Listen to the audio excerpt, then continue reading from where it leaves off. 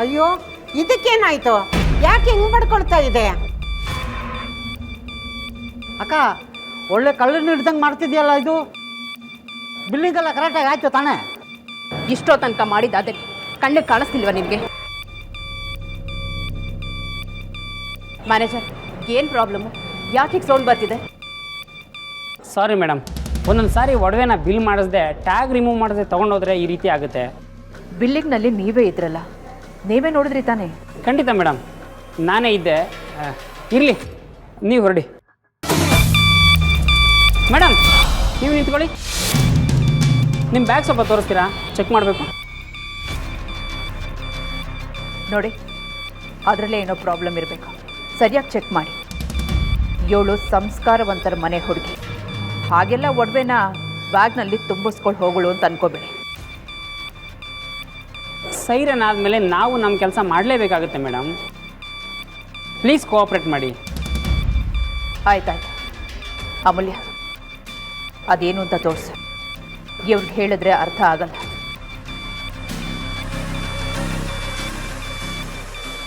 ತೇಜ, ಬನ್ನಿ ಇಲ್ಲಿ.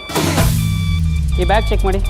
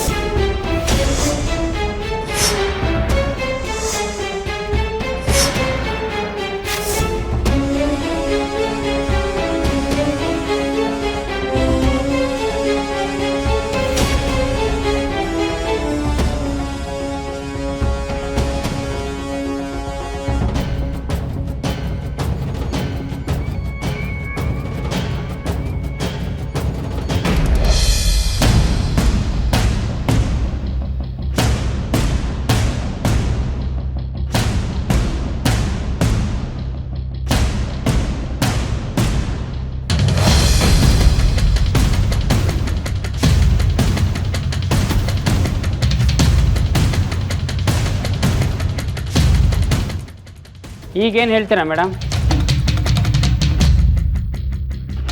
ಇದನ್ನು ನೀವು ಬಿಲ್ಲಿಂಗಿಗೆ ತಂದೇ ಇರಲಿಲ್ಲ. ಈ ಹುಡುಗಿ ಯಾರಿಗೂ ಗೊತ್ತಿಲ್ಲದೆ ಇರೋ ಥರ ಎಸ್ಕೇಪ್ ಮಾಡೋಕ್ಕೆ ನೋಡಿದಾಳೆ. ಅಯ್ಯೋ ಇಲ್ಲ, ಇದು ಹೇಗೆ ಬಂತು ಅಂತಲೇ ನನಗೆ ಗೊತ್ತಿಲ್ಲ. ಸಿಕ್ಕಿದ ಮೇಲೆ ಎಲ್ಲರೂ ಇದನ್ನೇ ಹೇಳೋದಮ್ಮ. ಸುಹಾಸಿನಿ ಮೇಡಮ್ ಜೊತೆ ಇದ್ರಿ ಅಂತ ನಾವು ರೆಸ್ಪೆಕ್ಟ್ ಕೊಟ್ಟರೆ, ಛೇ.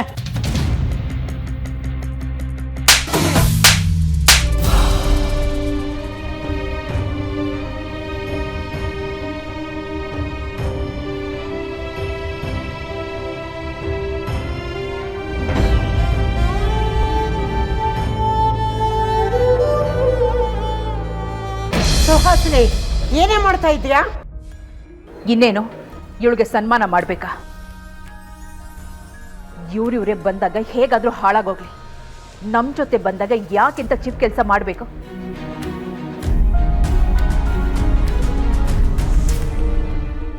ಇವ್ರಿಗೆಲ್ಲ ಮಾನ ಮರ್ಯಾದೆ ಅನ್ನೋದು ಲೆಕ್ಕಕ್ಕಿಲ್ಲದೆ ಇರ್ಬೋದು, ಆದರೆ ನಮಗಿದೆಯಲ್ಲ, ಛೀ, ಹೀಗೆಲ್ಲ ಇವ್ರ ಮುಂದೆ ತಮ್ಗೆ ಅವಮಾನ ಆಗೋದು ಬೇಕಾ? ಸುಹಾಸಿನಿ, ಯಾವುದೇ ಆಗಲಿ ಯೋಚನೆ ಮಾಡಿ ಪರಿಶೀಲನೆ ಮಾಡಬೇಕು. ನೋಡಪ್ಪ, ಗೊತ್ತಿಲ್ಲದೆ ಆಗಿದೆ ಅನ್ಸುತ್ತೆ, ನಾವು ಹೊರಡ್ತೀವಿ. ನೀವು ಹೇಳೋದು ನಿಜಾನೇ ಮೇಡಮ್, ಆದರೆ ಇದು ಪರಿಶೀಲನೆ ಮಾಡಿದ ಮೇಲೆ ಗೊತ್ತಾಗಿರೋ ವಿಚಾರ ಅಲ್ವಾ? ಇವರು ವಜ್ರದ ಹಾರನ ಇಷ್ಟು ಸಲೀಸಾಗಿ ಎಸ್ಕೇಪ್ ಮಾಡಕ್ಕೆ ನೋಡ್ತಾರೆ ಅಂದರೆ ನಾವು ಹಾಗೆ ಕಳ್ಸೋಕ್ಕಾಗಲ್ಲ ಮೇಡಮ್, ರಿಪೋರ್ಟ್ ಮಾಡಲೇಬೇಕಾಗುತ್ತೆ. ಏನು ರಿಪೋರ್ಟು? ಯಾರಿಗೆ ರಿಪೋರ್ಟು? ಮೊದಲು ಓನರ್ಗೆ ಇನ್ಫಾರ್ಮ್ ಮಾಡಿ, ನಂತರ ಪೊಲೀಸ್ನವ್ರಿಗೆ ರಿಪೋರ್ಟ್ ಮಾಡ್ತೀವಿ.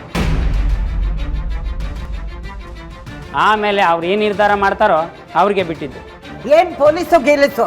ನಮ್ಮ ಹುಡುಗಿ ಆ ಥರದವಳಲ್ಲ, ನಾನೇ ಹೇಳ್ತಾ ಇದ್ದೀನಲ್ಲ.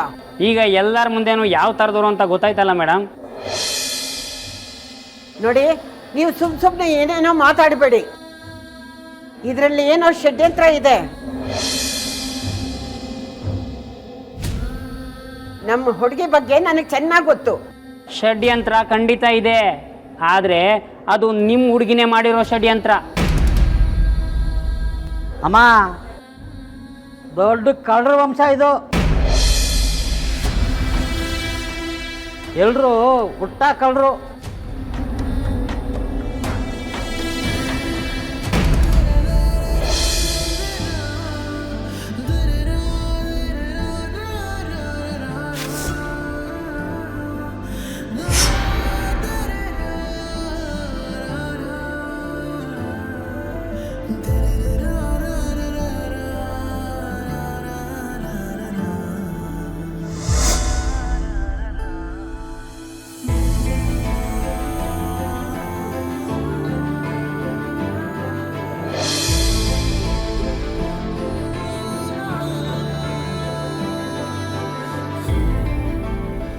ಏನೆಲ್ಲ ಹಾಗೆ ನೋಡ್ತಾ ಇದ್ದೀರಾ?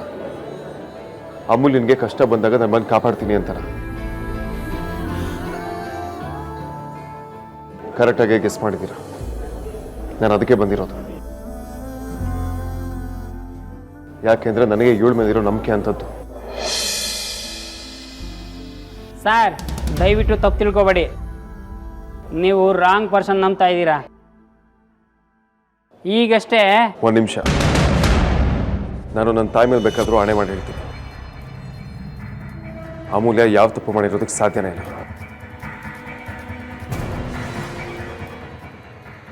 ಇವಳನ್ನ ಹಿಡಿದಿಡ್ಕೋತೀನಿ ಅಂತ ಹೇಳೋದಕ್ಕೆ ನೀವು ಯಾರೇ? ಅದು ಯಾವುದೇ ಓನರ್ ಬಂದರೂ ವೇದಾಂತ್ ವಸಿಷ್ಠನ ಹತ್ರ ಮಾತಾಡಿ ಅಂತ ಹೇಳಿ. ಅದು ಹಾಗಲ್ಲ ಸರ್. ಈ ಒಡವೆ ಇವ್ರ ಬ್ಯಾಗಲ್ಲೇ ಸಿಕ್ತು. ಇದಕ್ಕೆ ಬಿಲ್ಲೇ ಆಗಿರಲಿಲ್ಲ. ಅದು ನಿಮಗೆ ಕಾಣ್ತಿರೋದು, ಆದರೆ ಅದನ್ನೇ ಸತ್ಯ ಅಂತ ಹೇಳೋದಕ್ಕಾಗಲ್ಲ. ಯಾರೋ ಒಡವೆನ ಅಮೂಲ್ಯ ಬ್ಯಾಗ್ ಒಳಗಡೆ ಇಟ್ಟು ತಮಾಷೆ ನೋಡೋದಕ್ಕೆ ಕೆಲಸ ಮಾಡಿದ್ದಾರೆ. ಯಾರು ಯಾಕಂತ ಕೆಲಸ ಮಾಡ್ತಾರೆ ಸರ್? ಯಾಕೆ ಅಂತ ನನಗೂ ಗೊತ್ತಿಲ್ಲ, ಆದರೆ ನನ್ನ ಪ್ರಕಾರ ಆಗಿರೋದೇ ಇದು. ನಿಮ್ಗೆ ಅಷ್ಟೊಂದು ಡೌಟ್ಸ್ ಇದ್ರೆ CCTV ಫುಟೇಜಸ್ನ ಚೆಕ್ ಮಾಡಿ, ಗೊತ್ತಾಗುತ್ತೆ. ಅದನ್ನೆಲ್ಲ ಯಾಕೆ ಸುಮ್ಮನೆ ಚೆಕ್ ಮಾಡಬೇಕು ಸರ್? ಇವರು ನೋಡಿದ್ರೇನೆ. ಏನ್ರಿ ಏನೋ ನೋಡಿದ್ರೇನೆ? ನಿಮಗೆಲ್ಲ ಮನುಷ್ಯನ ಅವ್ರು ಹಾಕೋ ಬಟ್ಟೆಯಿಂದ ನೆಳದ ಅಭ್ಯಾಸ ಅಲ್ವಾ? ಮುಖವಾಡ ಹಾಕೊಂಡು ಗತ್ತು ತೋರಿಸಿದ್ರೆ ಅದನ್ನೇ ನಿಜ ಅಂತ ನಂಬ್ತೀರ. ಆದರೆ ಇನ್ನೋಸೆಂಟ್ ಆಗಿರೋ ನಿಜವಾದ ಮುಖನ ಮುಖವಾಡ ಅನ್ಕೋತೀರ. ಸ್ಟೇಟಸ್ ತೋರಿಸ್ತಾ ಬಿಟ್ಟಿ ಪೋಸ್ಟ್ ಕೊಡೋ ಫೇಕ್ ಪರ್ಸನಾಲಿಟಿಗಳಿಗೆಲ್ಲ ನಿಮ್ಮ ಲೆಕ್ಕದಲ್ಲಿ ದೊಡ್ಡವರು, ಆದರೆ ಸಿಂಪಲ್ ಆಗಿರೋರೆಲ್ಲ ಕಳ್ಳರು ಅಲ್ವಾ?